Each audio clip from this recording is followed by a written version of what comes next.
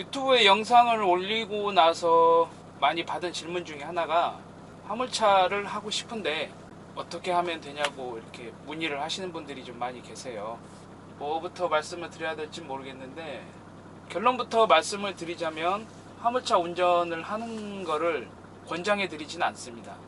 가급적이면 다른 일을 좀 먼저 하고 나서 내가 이거 아니면 정말 아무것도 할 게 없다라고 생각이 될 때 그때 시작을 하셔도 충분하다고 저는 생각을 하거든요. 제가 이 화물차 운전에 뛰어드는 거를 자꾸 이렇게 경계하고 이왕이면 말리려고 하는 이유는 여러 가지가 있습니다. 그 중에 이제 가장 큰 거는 일단 현재 화물차 시장이 분위기가 좋지가 않습니다. 왜냐면 저는 지금 이제 지입차가 아니고 콜바리를 하고 있기 때문에 이런저런 짐을 다 여러 가지를 실죠. 그리고 전국 여기저기 다 돌아다니기도 하고요. 그렇기 때문에 좀 물류가 움직이는 것들이 매일 어플을 보면서 일을 하다 보니까 좀 보여요. 계절별로도 상황이 다 다르고 지역별로도 다 상황이 다르죠. 경제적인 어떤 활성화 정도? 지표 같은 거하고는 전혀 상관없이 실물 경제에서 느끼는 것들이 조금 많이 와 닿죠. 화물차 운전을 하시는 분들이랑은 아마 그런 것들이 좀 느껴지실 거예요. 운반비 단가도 굉장히 많이 떨어졌습니다. 지금 평균 예전에 가령 한 15만원 정도 갔던 것들이 지금은 13만원에도 나가고 12만원에도 나가고 그런 상황이에요. 물론 뭐 중간에 알선소들이 장난을 많이 치는 것도 있긴 한데, 그러니까 실제적으로 화주들은 작년하고 똑같은 금액으로 물건을 보내고 있을지 모르겠지만 여하튼 저희가 실제 받게 되는 그런 운반비 단가는 많이 차이가 나요.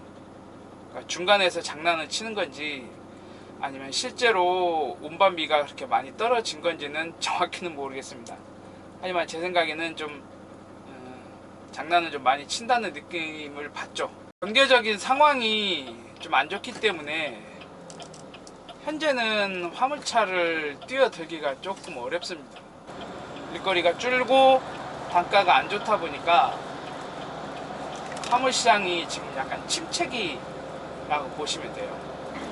두 번째로도 아까 말씀드렸지만 화물차 운전 같은 경우는 기본적으로 어느 정도 자금력이 좀 받침이 되고 몸만 건강하다면 아무 때나 들어올 수 있는 직종이거든요.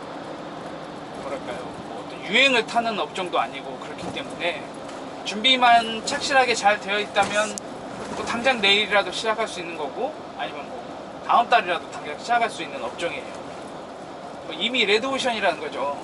지금 아니면 안 돼 이런 업종이 아니잖아요. 지금이 화물차를 해서 떼돈 벌 수 있는 기회야, 떼돈 벌 수 있는 시기야, 이런 게 아니기 때문에 뭐 굳이 서둘러서 들어올 필요가 없다라는 거예요. 분위기를 보고 내 상황에 맞춰서 내가 지금은 화물차 운전이 아니면 안 되겠구나 라는 분들이 계신다면 모르겠지만 제 생각에는 그런 분들은 아마 거의 없을 거예요.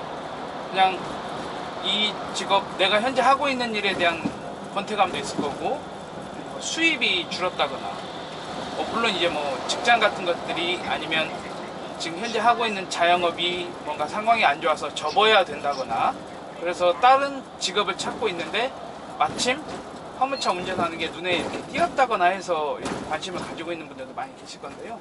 저는 좀 천천히 들어오셨으면 좋겠어요. 근데 뭐 여하튼 좋다, 상황이 이렇지만은 나는 지금 어떻게든 화물차 운전을 꼭 할 수밖에 없는 상황이다라면 과연 어떻게 해야 될 것인가.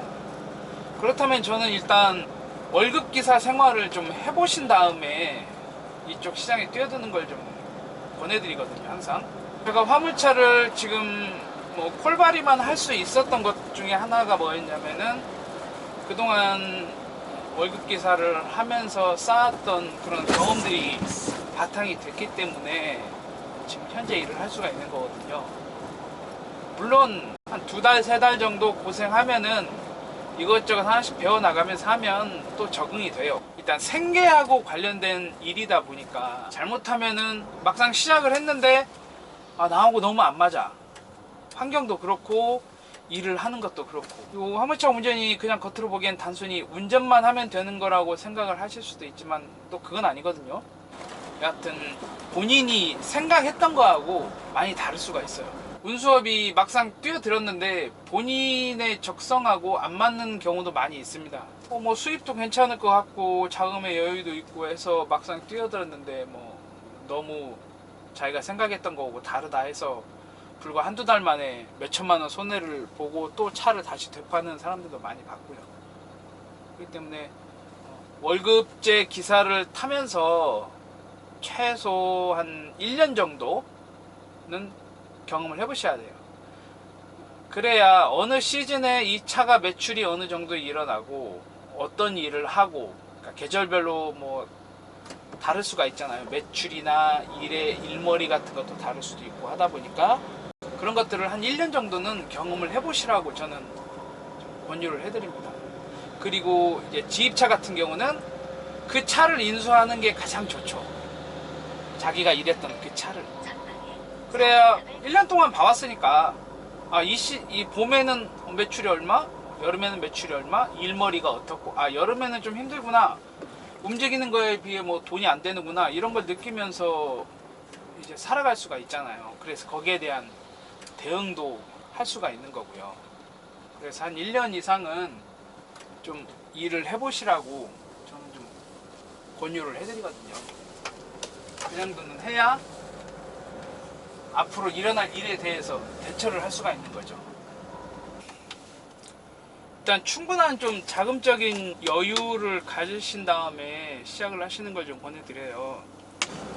근데 만약에 어느 정도 할부가 들어가야 된다, 아니면 전액 할부가 들어가야 된다 하면은 저는 절대 하지 말라고 말씀드립니다. 그거는 뭐랄까요, 그냥 여력이 없어요. 그냥 하지 마세요.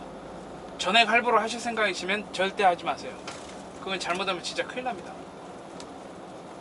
어느 정도 차값이 지금 5톤차 해도 5톤차에다 축 달고, 뭐 요즘 이제 축차가 어쩔 수 없이 대세다 보니까 5톤차에 축 달고 윙바디도 그냥 저 같은 깡통 윙보다는 냉장을 달아야 그러니까 일을 잡을 수 있는 그런 선택의 폭이 좀 커지거든요. 그래서 요즘 나오는 차들은 거의 다 냉장기를 다 달아요. 윙바디 같은 경우. 그러면 그냥 차만 해도 축 없이 그냥 딱 순정품으로 나오는 차만 해도 9천만 원이 넘어가요, 지금. 어지간하면은.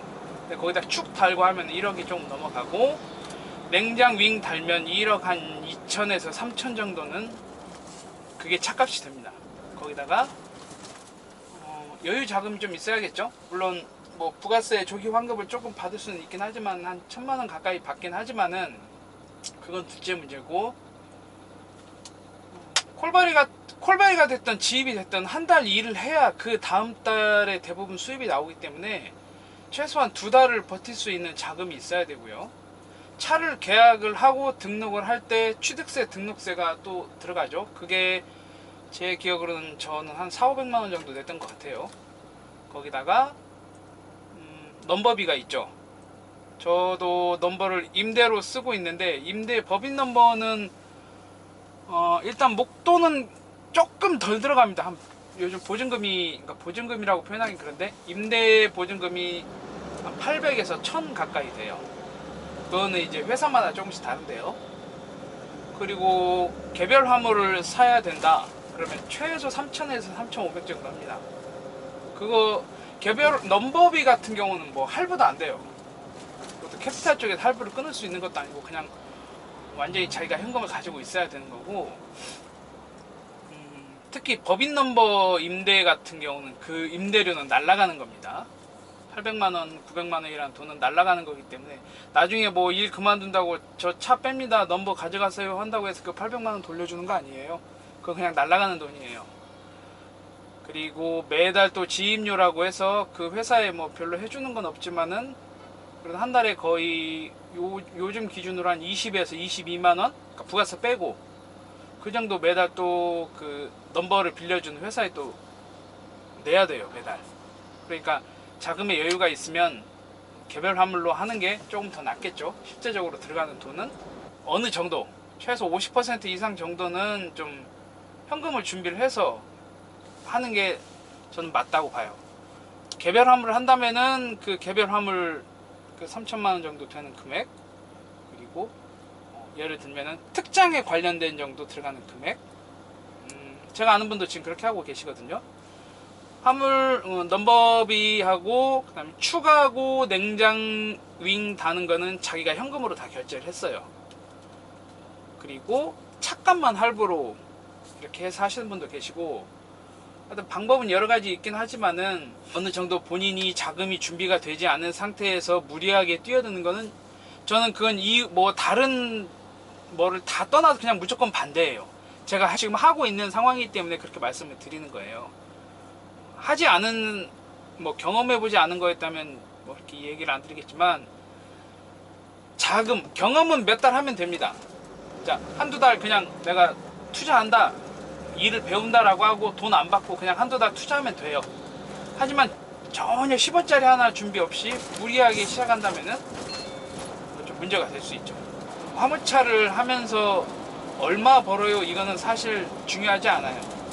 화물차로 해서 떼돈 벌었다는 사람 아직 저는 못 봤고요. 물론 차를 여러 대 이렇게 돌리시는 분들도 계시긴 하지만 그분들은 좀 많이 벌겠죠. 많이 벌긴 하겠지만 그건 어느 업종이든 가서 1% 안에 드는 사람은 다 있어요. 그런데 정작 중요한 거는 일반적인 수입을 가져가는 70%의 사람들이겠죠. 그 사람들의 평균 수입을 보고 들어오셔야 되는데, 주변에 운전하는 거 보니까 화물차가 돈 된다더라 하면서 이렇게 혹시라도 덤벼들 생각이 있으시다면 일찌감치 꿈을 깨시라고 저는 말씀을 드립니다. 할부가 있다면은 급여 생활자보다 못 버는 경우가 분명히 발생을 합니다. 왜냐면 화물은 변수가 굉장히 많아요. 날씨의 영향도 많이 받고, 차가 고장날 수도 있고 사고가 날 수도 있고 일이 없을 수도 있고요. 그래서 제가 분명히 얘기하지만 급여 생활자보다 못 법니다. 저도 마찬가지고요. 순수하게 남는 금액을 따졌을 때 급여 생활자보다 분명히 못 법니다. 그 점을 꼭 기억하세요. 화물차 하는 거를 보고 흔히 하는 말로 앞으로 벌고 뒤로 미친다고 해요. 그런 것들도 좀 생각을 하셔서 뛰어드셨으면 좋겠습니다. 결론은 저는 화물차 운수업에 뛰어드는 거를 자금과 경험이 받쳐주지 않은 상태라면 절대 뛰어들지 말라고 말씀을 드리고 싶습니다. 어느 자영업이든 마찬가지지만 쉬운 일은 없죠. 다들 나름대로 고충이 있기 마련인데요. 그 고충을 내가 과연 얼마나 버텨낼 수 있겠는가 판단을 잘 하시기 바랍니다. 오늘은 여기까지만 말씀드리겠습니다.